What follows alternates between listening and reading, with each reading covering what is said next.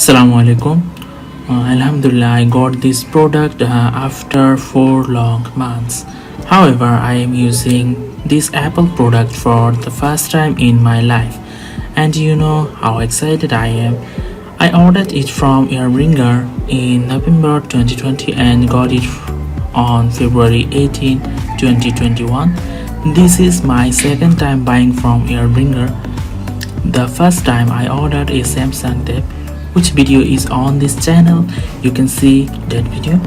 I purchased the Samsung tab from the Best Buy website, but I buy this iPad 8th generation directly from the Apple store. But I have also engraved my name on the iPad for free, but you can't take it from any other store. I took it for writing my notes. Since I am a student and worked as a research and development intern at Medscape, I have to deal with several materials professional writing. I think the iPad would be beneficial. Inshallah, I will make a video of my note taking. I think every student should have an iPad because it is helpful thing. If you are not a CS student like me, it is easier to purchase an iPad than a notebook.